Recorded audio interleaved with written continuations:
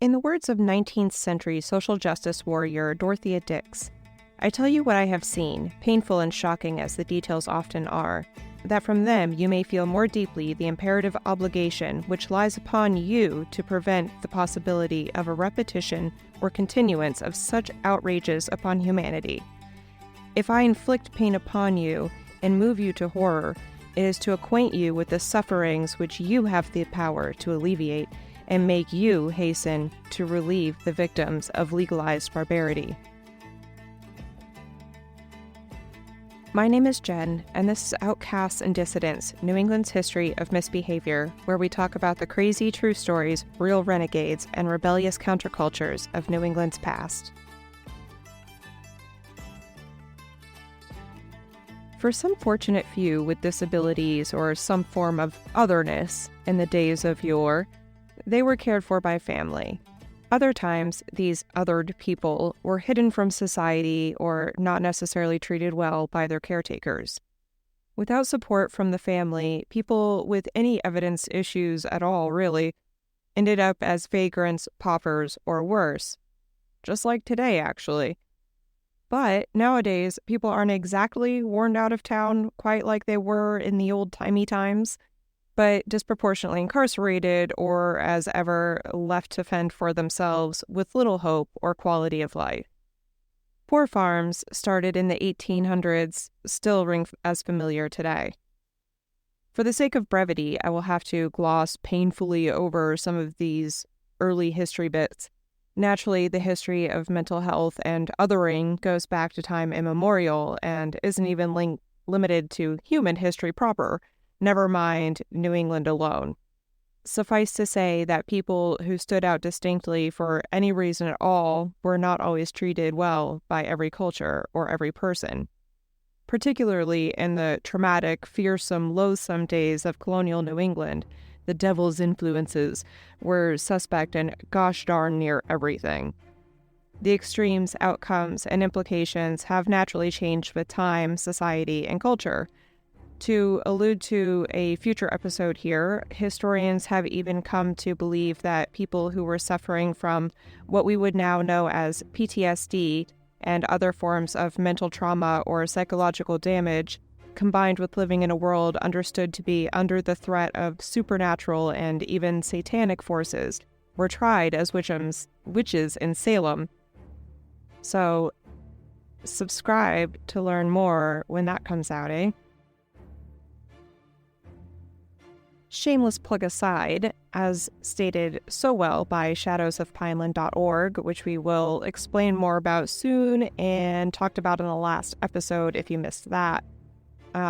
Historically, people thought of disability as a moral failing of the individual. Until the 1800s, the person with disabilities was considered to be deserving of their lot in life, that God was punishing them for their sinful nature by afflicting them with a disability. I would rephrase it, but I love it. In the early 19th century, poor farms were quite a thing. I know someone alive today, actually, that grew up on a poor farm in Maine, so wow. The middle of the 19th century was pretty much when these ideas of eugenics really took hold because, well, science was becoming more advanced and religious dogma was less influential. Thank heavens we could be done with Puritanism. Half kidding, Puritans were fascinating and not all bad. Eugenics was by far worse than Puritanism. It was during this mid-19th century time that mental illness was becoming more studied and classifications for mental impairment were making their way into the mainstream. The labels idiot, with 3 rankings of imbecile, low, medium, and high, and moron were each defined, along with the ability of each to function in society, if only for self-preservation, as in the case of quote-unquote idiots. Of particular interest to healthcare reform during the 1800s because of injustices like eugenics and the loosely termed mental health scene was a woman of both medical history and New England history, the revolutionary Dorothea Dix. Dix was born in Hampton, Maine in 1802, making it technically the District of Maine in Massachusetts, She grew up in Worcester, Mass. Until she was 12 as the oldest child of an abusive father, Joseph Dix, a bookseller and preacher, and an ill mother. Both of her parents were allegedly alcoholics. At 12 years old, she and her two little brothers went to live with her paternal grandparents, Dr. Elijah Dix and Dorothea Lind, in Boston. According to battlefield.org, when asked about childhood, Dorothea often responded with, "I never knew a childhood." This was because she grew up responsible for herself and siblings. And then by age 14, Dix was already an educator at a girls' school, able to create her own curriculum and all. A few years later, she opened a private school in Boston, and although her school was for the wealthy, she still also taught the underprivileged out of her grandparents' barn. Dix was also an author, notably writing Garland of Flora, which was one of the first flower dictionaries published in the U.S., and Prisons and Prison Discipline, A Woman After My Own Heart.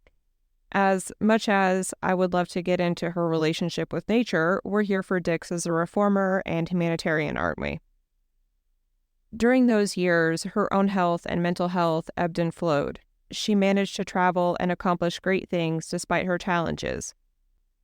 They now believe that it was perhaps bipolar disorder with debilitating depression that she suffered from. She first witnessed the brutality of slavery in the Caribbean St. Croix, not down East St. Croix, in 1831, and met European social reformers, in particular William Rathbone V, after a complete breakdown in Boston in 1836. The Rathbones and their cohorts believed that the government should be the central driver of social welfare, imagine a world, and pioneers of reform for justice and good care of the underprivileged or disadvantaged. At the time she was there, Britain was going through a so-called lunacy reform, with improvements in the care and conditions at asylums, at least in part led by the people with whom she was now acquainted, including the York Retreat for the Mentally Ill founder, Samuel Tuke.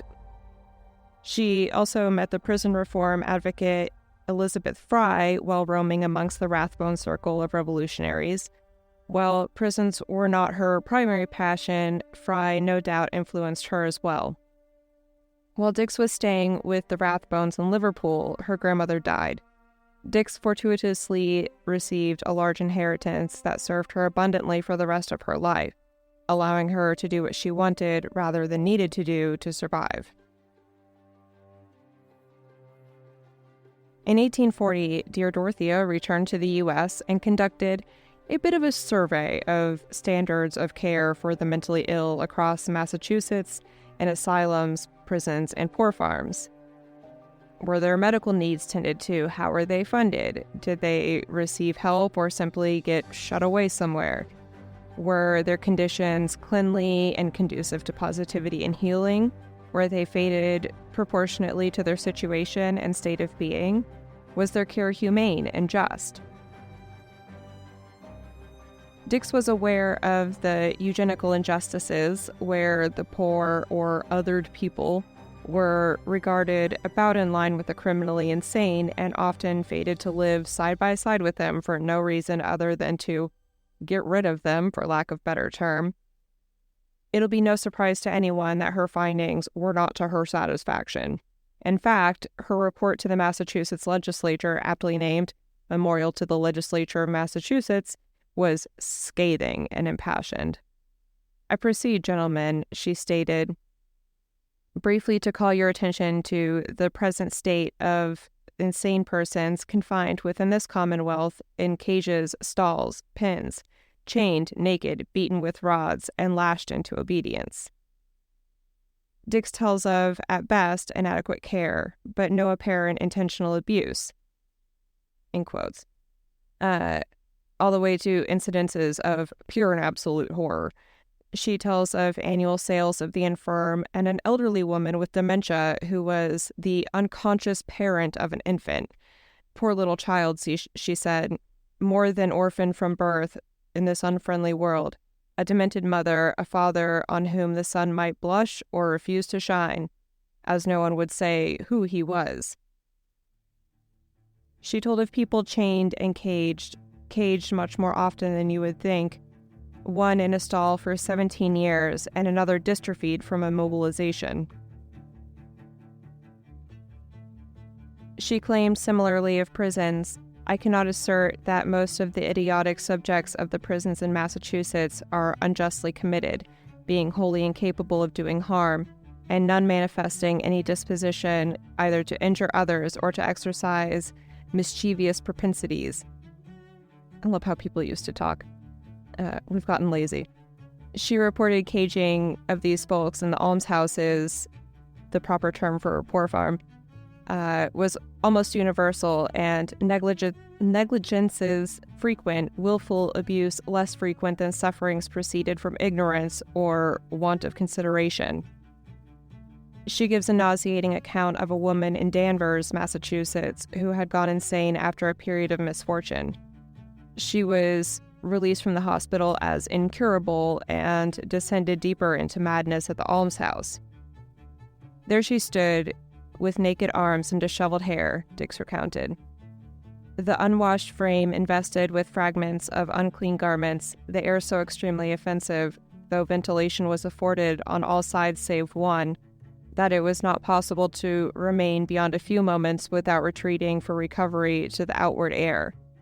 Irritation of body produced by utter filth and exposure incited her to horrid process of tearing off her skin by inches. Her face, neck, and person were disfigured to hideousness. The almskeeper told Dix, "It makes no difference what she eats, for she consumes her own filth as readily as the food which is brought to her." At another poor farm she describes 80 inmates, not residences, inmates, 7 insane, 1 idiotic. Commodious and nice house. Several of the partially insane apparently very comfortable. 2 very improperly situated, namely an insane man, not considered incurable, in an outbuilding whose room opened upon what was called the dead room, affording, in lieu of companionship of the living, a contemplation of corpses.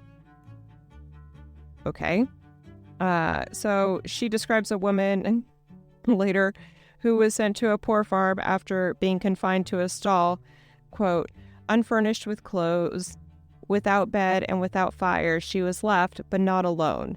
Profligate men and idle boys had access to the den whenever curiosity or vulgarity prompted." Prior to reading her survey, I was surprised that her work in lobbying paid off. After reading it, I was not. It was a true horror. Next, she moved on to New Jersey and similarly surveyed poor farms and jails and advocated for reform there too. But New Jersey, fortunately, isn't New England, so moving along. Since that also went well, she continued to numerous other states and did just the same. And not limited to New England either, as far west as Illinois. She also taught incarcerated women in East Cambridge, Mass., which gave her additional insight into the gnarly underworld of neglect faced by the other side of society, in addition to her own experience and struggles with physical and mental health issues. According to Encyclopedia Britannica, in the next 40 years, Dix inspired legislature in 15 states and in Canada to establish state hospitals for the mentally ill. Her unflagged efforts directly affected the building of 32 institutions in the United States. She went on to advocate for prison health and social reform, i.e. her book on such, establish hospitals, and serve as superintendent of Army nurses during the Civil War. She did that for no pay, but was on the pension rolls.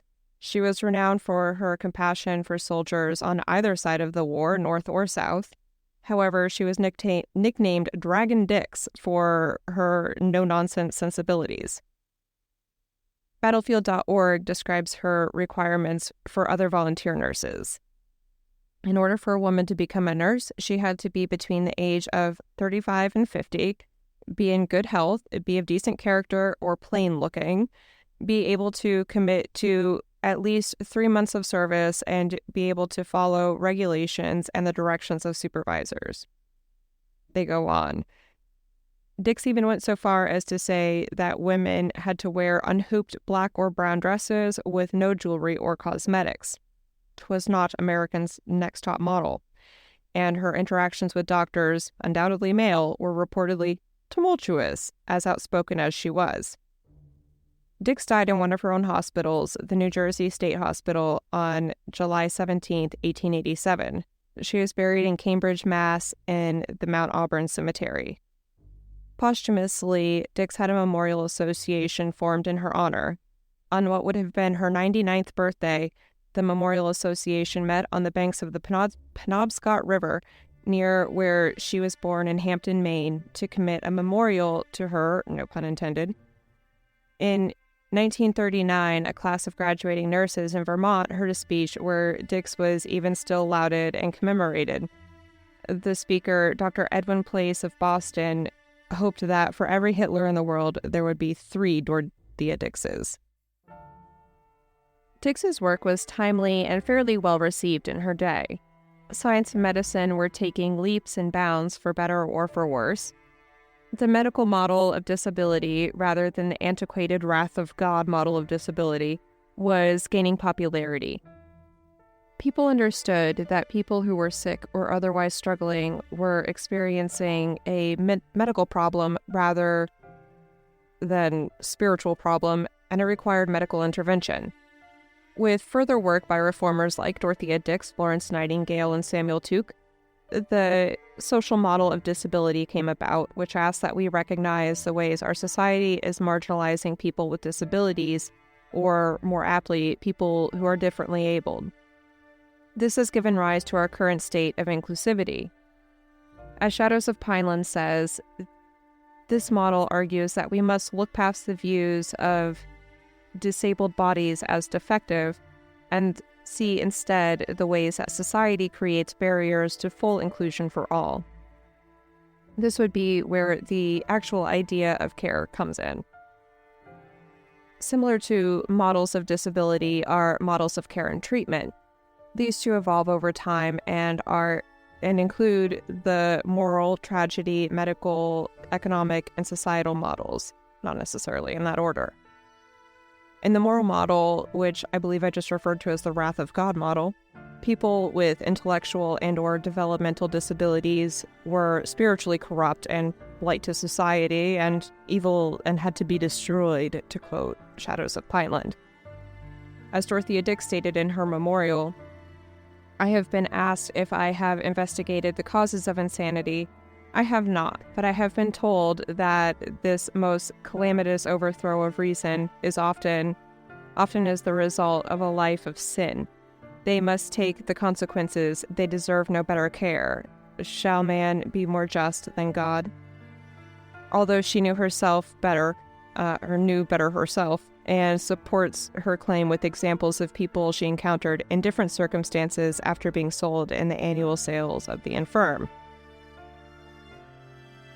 She gives several examples, actually, of people who she found in one situation and they were, say doing horribly bad, and then they had been sold and all of a sudden they were doing much better. They were sewing or whatever, actually functioning and actually being treated as a human. So that leads us to the charity/tragedy model, where the person is someone to be pitied and helped out of the goodness of our hearts, they say. Never mind for the fact that proper care improves all more readily than neglect, ignorance, and abuse. Lastly, we have the economic model, where our individual worth is defined by our capacity to contribute to society and is weighed against what burden we place on society. Despite Dorothea Dix's impact, research, and advocacy, not so very far from her birthplace of Hampton, Maine, was the Maine School for the Feeble-Minded. The so-called school in West Pownell, Maine, opened in 1908 and was later known as Pineland, shadowy Pineland. Over the decades of Pineland's history, they bore witness to virtually every iteration of these models of care and models of disability. Shortly after its opening, legislation even passed that made it so that people could be court-ordered to Pineland and subsequently made it criminal to leave without permission. Between 1909 and 1918, all kinds of some such legislation was passed to normalize throwing all kinds of people in there, and little to none of it was in favor of the patients. Like many such places to this very day, the name is misleading. This was not a school. This was hardly a home, which it is sometimes also called. It became home to pretty much anyone who might struggle in life, or that society didn't want to deal with. More than anything, it was an ill fate. They didn't actually intend to educate, cure, or rehabilitate anyone. Much of the staff was not even trained to do so.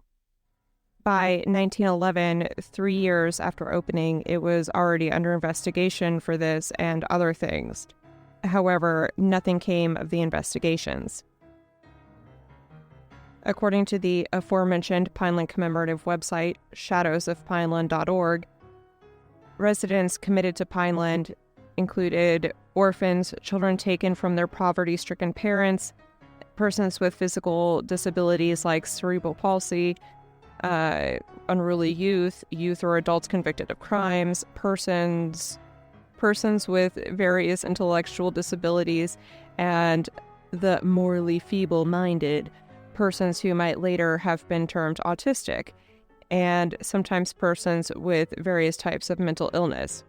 Some were nonverbal, some were non-mobile. So if you caught the last episode, this Pineland talk is ringly-dingling your bells because in 1912, the Maine governor, Frederick Plystad, had multiple people from a mixed-race fishing community on Malaga Island in the New Meadows River sent to Pineland. Residents, all intermarried, were a combination of white, black, and likely Abenaki.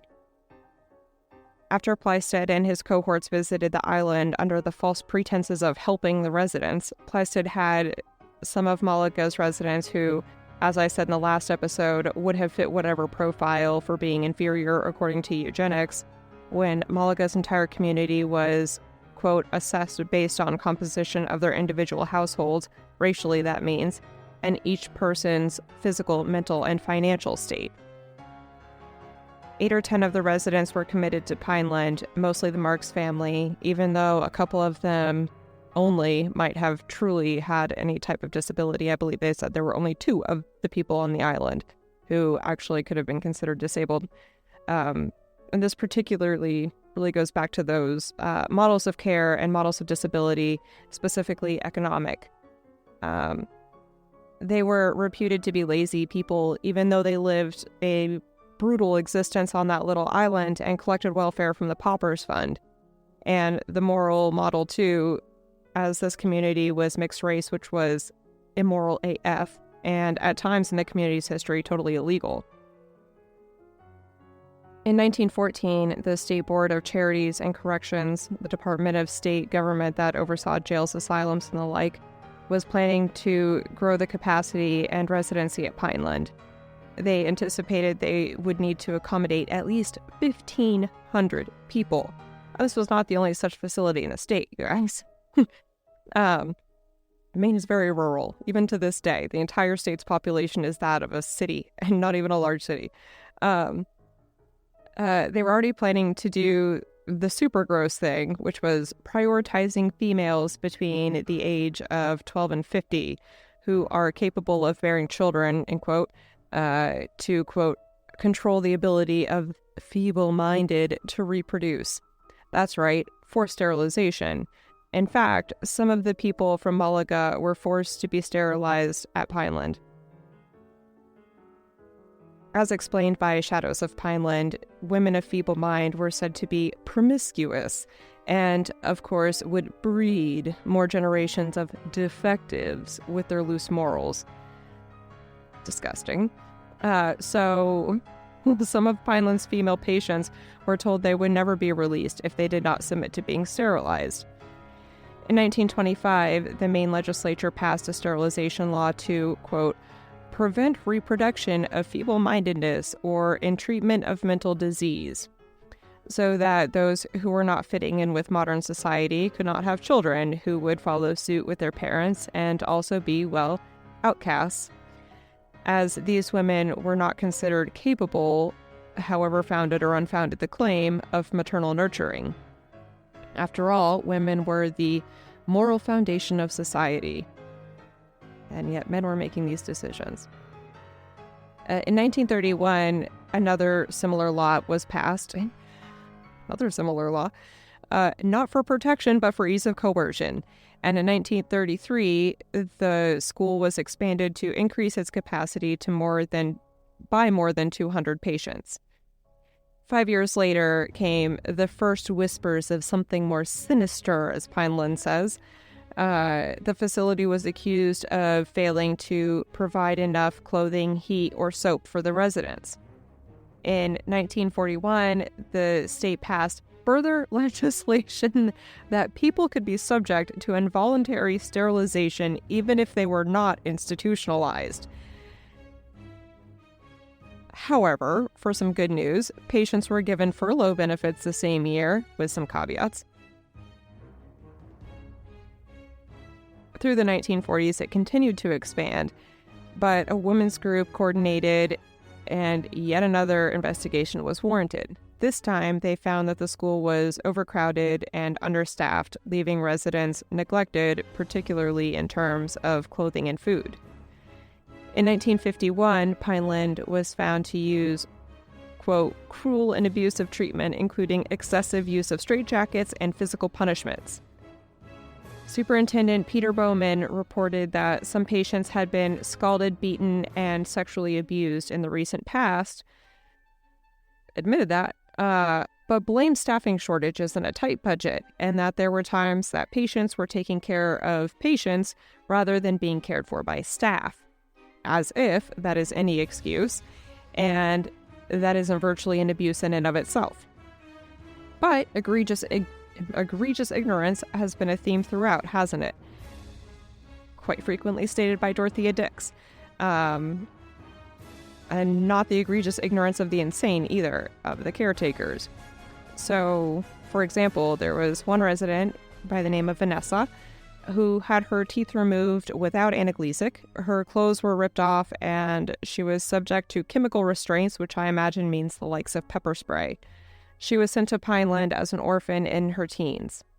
Another resident, Bobby, was sent to Pineland in the hopes that he could learn to be more self-sufficient and receive help with his developmental disabilities. When news broke about patient abuse and Bobby's behavior suggested that he had been severely traumatized, his family brought him home. Eventually, after assuring him that they did not know what he was going through at Pineland, or that they were sending him effectively to hell rather than to help, he finally began to recover from his traumatic experiences. They promised never to send him away again, and he lived at home with his family until 2011.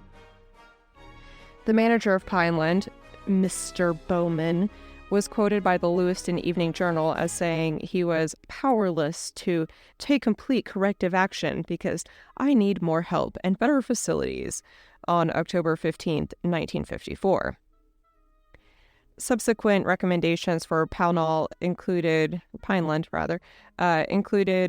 a maximum security building for the actually criminally insane, more staff accommodations, a tuberculosis ward, more social workers, and a speech therapist. But the real issue of who in their right mind would want to work there and how much you would have to pay them was never any more than addressed, definitely not resolved. A few years later, a group of patients and friends joined forces to advocate for patients in 1956, and the state came to realize that sending kids to places like Pineland was counterproductive at long last. They began work on early interventions, addressing, quote, a need for clinics to test their intelligence and health and recommend treatment and training. It was technically at this time that the center became called Pineland, as it had many names. It had a renewed vision and mission to boot. Quote, their mission, to return to the family, the community, and the outside civilization as many of the patients as possible after they have received the maximum training and education we can provide here. Wince, is it really better? Not according to Richard's story. Richard was born into poverty in 1947. His family's home was destroyed in a fire, and he ended up in an abusive foster home. After that, he was sent to Pineland, where he was further abused. When nighttime comes, Richard recalled, one of the worst things that happened was that the superintendent was leaving the building and was leaving all the kids unattended, and they had big guys up there coming down, beating us up. Another patient, Marianne, was 10 years old when her mom died in 1959, and she was sent to Pineland, where she spent the rest of her childhood. Her family seldom visited because she was so devastated when they would leave her there that staff would put her into a straitjacket and give her a tranquilizer shot. Marianne was eventually released. Fortunately, she created a life of her own with many of the normal things, including a job and a husband, without need for any disability services. Good for you, Marianne. You can find interviews with these Pineland patients in the annotated bibliography down below. I highly suggest that you listen to them if you have the heart, even though it's challenging. And you can also find Dorothea Dix's memorial to the legislature of Massachusetts down there too, which is also extremely challenging to read, but very enlightening. Anyhow, so throughout the 1960s, awareness for the need for reform Dorothea Dix had been screaming from the rooftops about the world round for a century before, was finally truly gaining mainstream traction, but simultaneously, staff turnover in the mental health industry in Maine was reportedly twice the national average, and the government was still calling for more expansion of Pineland and other state facilities. Heavy sigh. 2 photographic exposés, one in 1969 in the Maine Times and the other in the Church World in 1972, revealed overcrowding, scantily clad patients, staff shortages, and deteriorating facility infrastructure backed with photo evidence. They reported that, in effect, the more severely the patient was disabled, the more inhumanely they were treated. In 1973 and 1975, good progress was made, including Section 504, a groundbreaking law protecting the civil rights of people with disabilities, the Education for All Handicapped Children Act, federally mandating that all children have right to a free and appropriate public education in the least restrictive environment possible. And finally, the Developmentally Disabled Assistance and Bill of Rights Act, which was expanded on in 1978. No doubt, as a result, in 1975 came a formal class action lawsuit against Pineland. The case, Worry versus Bruns, was filed by Pine Tree Legal Assistance. Pine Tree was revolutionary at the time as the first organization in Maine to provide free legal counsel to people in the clutches of poverty. It took the case acknowledging that Pineland was making changes, but that the defendants and the other residents were not getting rehabilitation that would improve their quality of life, and nor should future residents expect such. As outlined by Shadows of Pineland, the plaintiffs range in age from 15 to 62 and had been at Pineland for anywhere from 6 to 37 years. And the complaint detailed physical conditions at the institution, including crowding, lack of privacy, and limited choices for residents, as well as the physical and chemical restraints, lack of physical and occupational therapy, lack of educational and recreation, lack of education and recreation, and lack of speech and hearing therapy. Instead of going to trial, probably because they knew they were going to lose, the state settled. Its consent decree included both institutional and community standards with deadlines for compliance. Residents' right to positive physical environment, decent and adequate food, education, recreation, and appropriate therapies were all outlined. The state and communities alike were to create non-institutional housing, support services, education, and programming, as facilities, programming, and services at Pineland were to also be improved to mandated standards. The state was not deemed in compliance and released from oversight until 2010, and yet still, whether or not they are really in compliance is a subject of debate. So, Maine, the way life should be. The 1980s brought additional improvements to legislation, including mandated access to in-home care and community care and formation of the Maine Department of Corrections. Not sure that's actually an improvement, but it happened. In 1990, the Americans with Disabilities Act was another step in the right direction. Oh, wait a minute. Isn't this a history program, and weren't you born in 1990, Jen? That's not history. Okay, bear with me. The history of Pineland becomes a bit of a modern history, but we need to get through it, okay?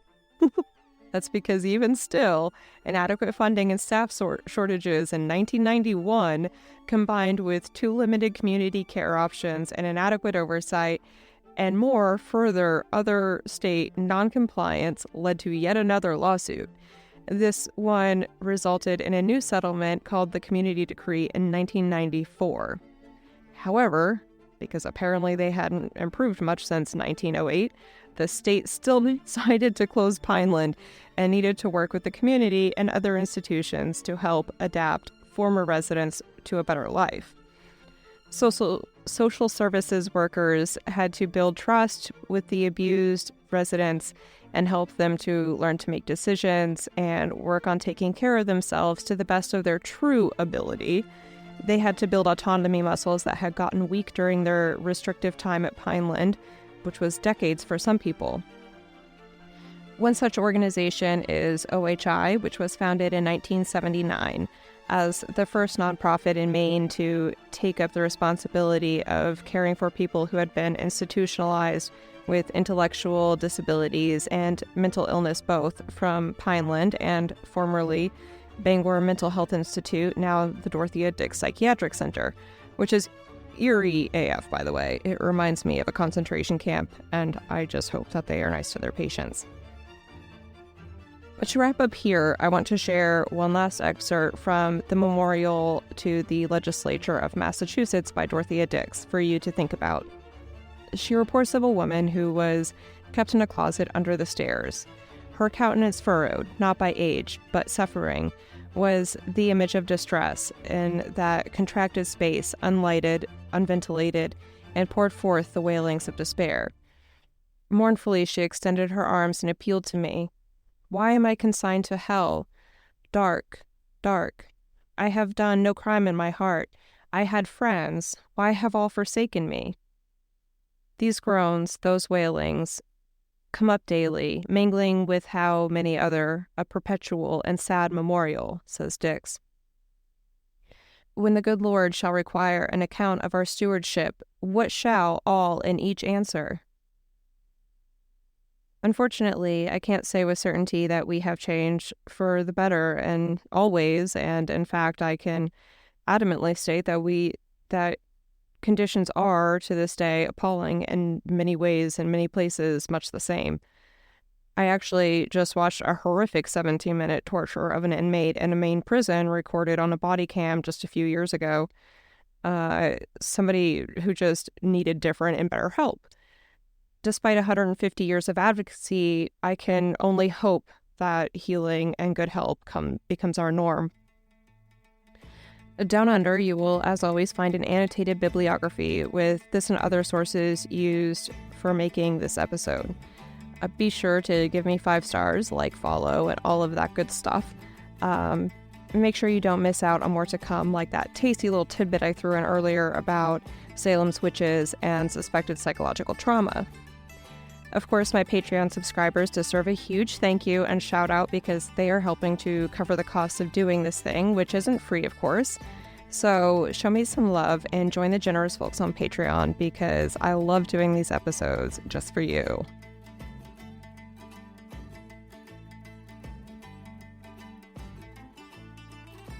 Until next time, I'll be wishing you fair winds, following seas, and apparently social justice again.